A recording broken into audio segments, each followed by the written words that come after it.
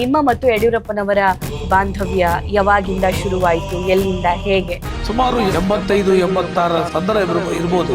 ಅವರು ಮೊದಲೇ ಬಾರಿ ಶಿಕಾರಿಪುರ ಶಾಸಕರು ಕೂಡ ಆಗಿ ನಮ್ಮ ಗ್ರಾಮಕ್ಕೆ ಒಂದು ಖಾಸಗಿ ಬಸ್ ಬರ್ತಾ ಇತ್ತು. ಆ ಬಸ್ ಅನ್ನ ಏಕಾಏಕಿಯಾಗಿ ನಿಲ್ಲಿಸಿಬಿಡ್ತಾರೆ. ನಮ್ಮ ಗ್ರಾಮದ ಯುವಕರನ್ನೆಲ್ಲ ಜೋಡಿಸ್ಕೊಂಡು ನಾನು ಕಂಪನಿ ಗಜಾನ ಕಂಪನಿಗೆ ಹೋದ್ರೆ, ಯಾಕ್ರಿ ನಮ್ಮ ಊರಿಗೆ ಬರೋ ಬಸ್ ನಿಲ್ಲಿಸಿದ್ರಿ ಅಂತ ಕೇಳಿದೆ. ಯಡಿಯೂರಪ್ಪನ ಭೇಟಿ ಮಾಡಿದ್ರೆ ಯಡಿಯೂರಪ್ಪನ ಪರ್ಮಿಟ್ ರಿನ್ಯೂವಲ್ ಮಾಡಿಸ್ಕೊಟ್ರೆ ನಾವು ಬಸ್ ಬಿಡ್ಬೋದು ಅಂತ ಹೇಳ್ತಾರೆ. ತಕ್ಷಣ ನಾವು 4-5 ಜನ ಯುವಕರು ಶಿವಮೊಗ್ಗಕ್ಕೆ ಹೋಗ್ತೇವೆ. ಏನಪ್ಪಾ ಗುರುಮೂರ್ತಿ, ಏನ್ ಸಮಾಚಾರ, ಏನು ಬಂದೆ ಅಂತ ಕೇಳಿದ್ರು. ನಾನು ಹೇಳಿದೆ, ಈ ತರ ಬಸ್ ಬರ್ತಾ ಇತ್ತು ನಮ್ಮ ಊರಿಗೆ, ಕ್ಯಾನ್ಸಲ್ ಮಾಡಿದ್ದಾರೆ, ನಿಮ್ಮ ಊರಿಗೆ ಶಿಕಾರಿಪುರಕ್ಕೆ ಬಸ್ ಹೋಗುತ್ತೆ ಅಂದಾಗ ಒಂದು ಲೆಟರ್ RTO ಗೆ ಬರ್ಕೊಟ್ಟು ನಾವು RTO ಆಫೀಸಿಗೆ ಹೋದ್ವಿ. RTO ಆಫೀಸಿಗೆ ಲೆಟರ್ ಕೊಟ್ವಿ. RTO ಟೆಂಪರರಿ ಪರ್ಮಿಟ್ ರಿನ್ಯೂವಲ್ ಮಾಡಕ್ ಆಗಲ್ಲ ಅಂತ ರಿಜೆಕ್ಟ್ ಮಾಡ್ತಾರೆ. ಏನಾಯ್ತಪ್ಪ ಅಂದ್ರೆ, ಇಲ್ಲಪ್ಪ ಅಬ್ಜೆಕ್ಷನ್ ಇದೆ, ಕೊಡಕ್ಕಾಗಲ್ಲ, ಪರ್ಮಿಟ್ ರಿಜೆಕ್ಟ್ ಮಾಡಿದ್ರು ಅಂತ. ಕೂತದಿಂದ ಎದ್ದು ಆಟೋ ತಗೊಂಡು RTO ಆಫೀಸಿಗೆ ಬಂದ್ರು. RTO ಆಫೀಸಿಗೆ ಯಡಿಯೂರಪ್ಪನವ್ರು ಬಂದಿದ್ ನೋಡಿ, ಎಲ್ಲ ಗಾಬರಿ ಅದು. ಯಡಿಯೂರಪ್ಪನವ್ರು RTO ಆಫೀಸಿಗೆ ನೇರವಾಗಿ RTO ಕೇಳ್ತಾರೆ, ನನ್ನ ಕ್ಷೇತ್ರಕ್ಕೆ ಬಸ್ ಪರ್ಮಿಟ್ ಕೊಟ್ಟು ದೊಣ್ಣೆ ನಾಯಕರ ಅಪ್ಪಣೆ ಬೇಕಾ, ಕೊಡಿ ಪರ್ಮಿಟ್ ಅಂತ ಕುರ್ಚಿ ನಡೆದುಕೊಂಡು ಅವರ ಆರ್ಭಟಕ್ಕೆ ಮಡಿದು RTO ತಕ್ಷಣ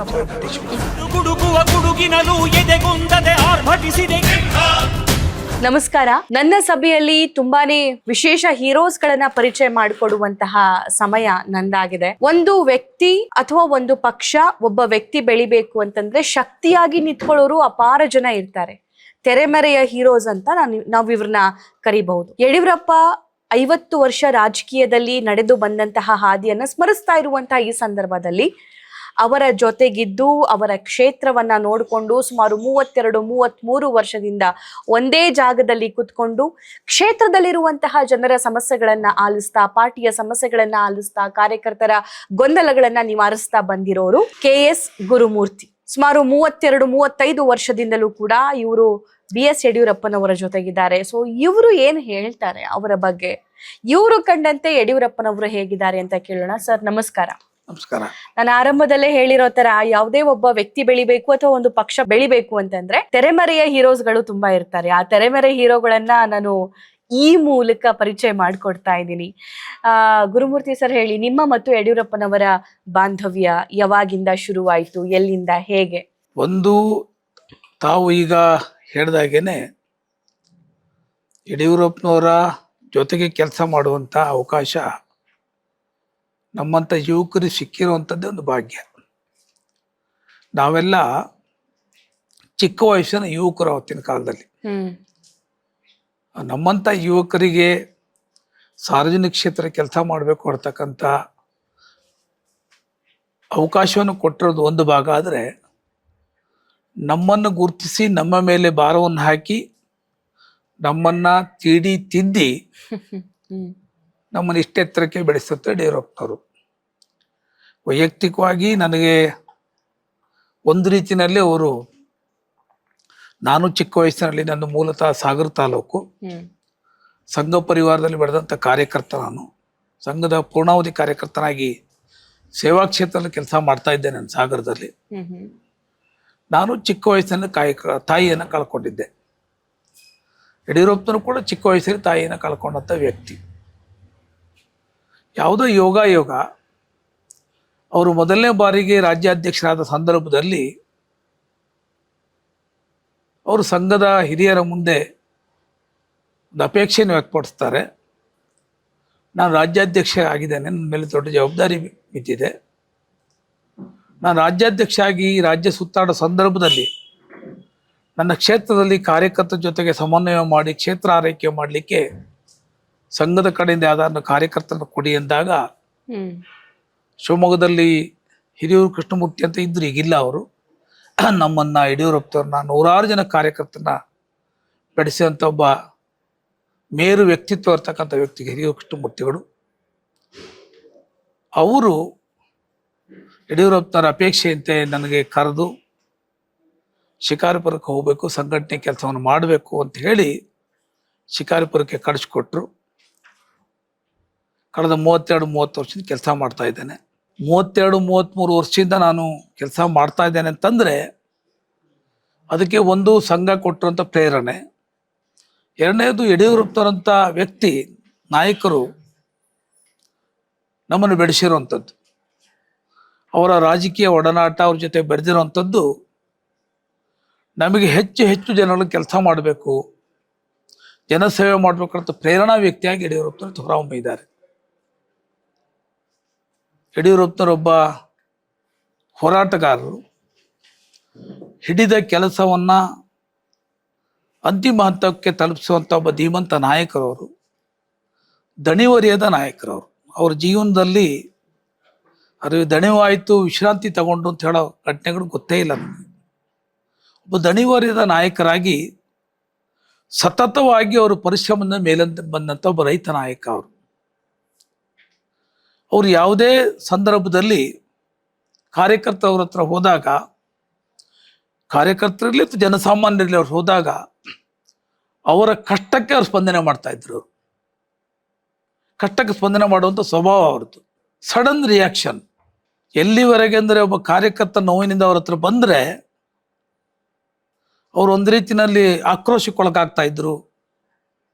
ಆ ವ್ಯಕ್ತಿಗೆ ಅನ್ಯಾಯ ಆಗಿದ್ದನ್ನು ಅವನು ಹೇಳಿದ ಮೇಲೆ ಅವ್ರ ಮನಸ್ಸಿಗೆ ತಗೋತಾ ಇದ್ರು. ತಕ್ಷಣದಲ್ಲಿ ಅಧಿಕಾರಿಗಳಿಗೆ ಫೋನ್ ಮಾಡೋದಾಗಲಿ ಅಥವಾ ಅಗತ್ಯ ಬಿದ್ದರೆ ನೇರವಾಗಿ ಅಧಿಕಾರಿಗಳ ಕಚೇರಿಗೆ ಹೋಗಿ ಆ ಕೆಲಸಗಳನ್ನ ಮಾಡಿಸ್ತಕ್ಕಂಥ ಸ್ವಭಾವ ಅವ್ರದ್ದಾಗಿತ್ತು. ಆ ಥರ ಉದಾಹರಣೆಗಳಿದಾವೆ. ಉದಾಹರಣೆ ಇದೆ, ನೂರಾರು ಸಾವಿರಾರು ಉದಾಹರಣೆ ಇದೆ. ಓಕೆ, ನಾನು ಅನೇಕ ಬಾರಿ ಇದನ್ನ ಹೇಳಿದ್ದೇನೆ. ನನ್ನ ಜೀವನದಲ್ಲಿ ಆಗಿರೋ ಸಣ್ಣ ಉದಾಹರಣೆ ಇದು. ಇದು ನೋಡ್ಲಿಕ್ಕೆ ಸಣ್ಣ ಘಟನೆ ಅಂತ ಇವತ್ತಿನ ಕಾಲದವ್ರಿಗೆ ಅನಿಸ್ಬೋದು. ನಾನಿನ್ನು ಶಿಕಾರಿಪುರಕ್ಕೆ ಬಂದಿರಲಿಲ್ಲ ಅವಾಗ. ನಾನು ಶಿಕಾರಿಪುರಕ್ಕೆ ಬಂದಿದ್ದು 1993ನೇ ಇಸ್ವಿನಲ್ಲಿ ನಾನು ಬಂದಿರೋದು. ಸುಮಾರು 85-86 ಸಂದರ್ಭ ಇರ್ಬೋದು ಅದು. ಅವರು ಮೊದಲನೇ ಬಾರಿ ಶಿಕಾರಿಪುರ ಶಾಸಕರು ಕೂಡ ಆಗಿದ್ರು. ನಾನು ಸಾಗರದಲ್ಲಿದ್ದೆ, ಸಂಘ ಪರಿವಾರದ ಪೂರ್ಣಾವಧಿ ಕಾರ್ಯಕರ್ತನ ಕೆಲಸ ಮಾಡ್ತಾ ಇದ್ದೆ ನಾನು. ನಮ್ಮ ಗ್ರಾಮಕ್ಕೆ ಒಂದು ಖಾಸಗಿ ಬಸ್ ಬರ್ತಾ ಇತ್ತು, ಖಾಸಗಿ ಬಸ್. ಆ ಖಾಸಗಿ ಬಸ್ಸು ಬೆಳಿಗ್ಗೆ 8:30 ಬಂದು ಸಾಗರಕ್ಕೆ ಬಂದು ಮತ್ತು ಸಂಜೆ 5:30 ಆ ಬಸ್ ಬರ್ತಾ ಇತ್ತು. ಆ ಬಸ್ಸನ್ನು ಏಕಾಏಕಿಯಾಗಿ ಆ ಕಂಪ್ನಿಯವರು ಬಸ್ ನಿಲ್ಲಿಸಿಬಿಡ್ತಾರೆ, ಸ್ಟಾಪ್ ಮಾಡಿಬಿಡ್ತಾರೆ. ನಾವೆಲ್ಲ ಯುವಕರಿದ್ದೀವಿ ಅವಾಗ. ನಾನು ಪೂರ್ಣಾವಧಿ ಕಾರ್ಯಕರ್ತ ಬೇರೆ ಇದ್ದೆ. ನಮ್ಮ ಗ್ರಾಮದ ಯುವಕರನ್ನೆಲ್ಲ ಜೋಡಿಸ್ಕೊಂಡು ನಾನು ಕಂಪ್ನಿ ಗಜಾನ ಕಂಪ್ನಿಗೆ ಹೋದೆ. ಸಾಗರದ ಗಜಾನ ಕಂಪ್ನಿ ಅಂತ ಈಗಲೂ ಇದೆ ಅದು. ಅಲ್ಲಿಯ ವ್ಯವಸ್ಥಾಪಕರಿಗೆ ಭೇಟಿ ಮಾಡಿದೆ. ಯಾಕ್ರಿ ನಮ್ಮೂರಿಗೆ ಬರೋ ಬಸ್ ನಿಲ್ಲಿಸಿದ್ರಿ ಅಂತ ಕೇಳಿದೆ. ಅವ್ರು ಹೇಳಿದ್ರು, ಇಲ್ಲ ಗುರುಮೂರ್ತಿಯವರೇ, ಬಸ್ಸು ಪರವಾನಗಿ, ನಮ್ಮದು ತಾತ್ಕಾಲಿಕ ಪರವಾನಗಿ ತಗೊಂಡಿದ್ವಿ ನಾವು, ಆ ಪರವಾನಗಿನ ರದ್ದುಪಡಿಸ್ಬಿಟ್ಟಿದ್ದಾರೆ RTO. ಆಗ ನಾವು ಬಸ್ ಬಿಡ್ಲಿಕ್ಕೆ ಸಾಧ್ಯ ಇಲ್ಲ. ಕೊನೆಗೆ ಅವರೇ ಒಂದು ಪರಿಹಾರ ಹೇಳಿದ್ರು, ನೋಡಿ ಒಂದು ಕೆಲಸ ಮಾಡಿದ್ರೆ ಆಗ್ಬೋದು. ಈ ಬಸ್ಸು ಕೇವಲ ಬೆಳಿಗ್ಗೆ ನಿಮ್ಮೂರಿಗೆ ಮಾತ್ರ ಬರೋದಲ್ಲ, ಬೆಳಿಗ್ಗೆ 8:00 ನಿಮ್ಮೂರಿಗೆ ಬರುತ್ತೆ. ವಾಪಸ್ ಸಾಗರಕ್ಕೆ ಬಂದು ವಾಪಸ್ ಸಾಗರದಿಂದ ಅದು ಶಿರಾಳಕೊಪ್ಪದ ಮೇಲೆ ತೊಗರ್ಸಿ ಮೇಲೆ ಚಿಕ್ಕೇರಿಗೆ ಹೋಗುತ್ತೆ. ಶಿಕಾರಿಪುರ ವಿಧಾನಸಭಾ ಕ್ಷೇತ್ರ ಹಾದಿ ಹೋಗುತ್ತೆ ಆ ಬಸ್ಸು. ಯಡಿಯೂರಪ್ಪನವ್ರು ಭೇಟಿ ಮಾಡಿ ಯಡಿಯೂರಪ್ಪನವ್ರು ಪರ್ಮಿಟ್ ರಿನ್ಯೂವಲ್ ಮಾಡಿಸ್ಕೊಟ್ರೆ ನಾವು ಬಸ್ ಬಿಡ್ಬೋದು ಅಂತ ಹೇಳ್ತಾರೆ. ತಕ್ಷಣ ನಾವು 4-5 ಜನ ಯುವಕರು ಶಿವಮೊಗ್ಗಕ್ಕೆ ಹೋಗ್ತೇವೆ. ಅವಾಗಿನ ಪಕ್ಷ ಬೆಳೆದಿರಲಿಲ್ಲ. ಯಡಿಯೂರಪ್ಪನವ್ರು MLA ಜಿಲ್ಲಾ ಅಧ್ಯಕ್ಷರಾಗಿದ್ದರು ಪಾರ್ಟಿಗೆ. ಅವರು ಪಕ್ಷಕ್ಕೆ ಈ ರೀತಿಯ ದೊಡ್ಡ ಕಚೇರಿಗಳು ಇರಲಿಲ್ಲ ಅವಾಗ. ಒಂದು ಬಾಡಿಗೆ ಕಟ್ಟಡ ಗಾಂಧಿ ಬಜಾರಲ್ಲಿ ಮಾಡಿ ಮೇಲೆ ಒಂದು ಸಣ್ಣ ರೂಮಲ್ಲಿ ತಡಿಯ ಮೇಲೆ, ಹಾಸಿಗೆ ತಡಿ ಮೇಲೆ ಕೂತ್ಕೊಂಡು, ಎದುರುಗಡೆ ಒಂದು ಮನೆ ಇಟ್ಕೊಂಡು ಕೂತ್ಕೊಂಡಿದ್ರು. ಯಡಿಯೂರು ಚಕ್ರಪಟ್ಟೆ ಹಾಕಿ ಕೂತ್ಕೊಂಡಿದ್ರು. ಸಹಜವಾಗಿ ಸಂಘ ಪರಿವಾರದ ಮೂಲಕ ಪರಿಚಯ ಇತ್ತು ನನಗೂ ಅವರಿಗೂ. ಏನಪ್ಪ ಗುರುಮೂರ್ತಿ, ಏನು ಸಮಾಚಾರ, ಏನು ಬಂದೆ ಅಂತ ಕೇಳಿದ್ರು. ನಾನು ಹೇಳಿದೆ, ಈ ಥರ ಬಸ್ ಬರ್ತಾ ಇತ್ತು ನಮ್ಮೂರಿಗೆ, ಆ ಬಸ್ ಪರವಾನಗಿ ಅಂದೆ ಕ್ಯಾನ್ಸಲ್ ಮಾಡಿದ್ದಾರೆ, ಈ ಪರವಾನಗಿ ರಿನ್ಯೂವಲ್ ಮಾಡಿಲ್ಲ, ನಿಮ್ಮ ಊರಿಗೆ ಶಿಕಾರಿಪುರಕ್ಕೆ ಆ ಬಸ್ ಹೋಗುತ್ತೆ ಅಂದಾಗ ಒಂದು ಲೆಟ್ರನ್ನ RTOಗೆ ಬರ್ಕೊಟ್ರು, ಇಂಥ ಬಸ್ಸಿಗೆ ಪರವಾನಗಿ ಕೊಡಿ ಅಂತ. ಹೋಗಿ RTO ಕೊಡ್ರಿ, ನೀವು ಏನಾಯಿತು ಬಂದು ಹೇಳಿ ಅಂತ ಹೇಳಿದರು.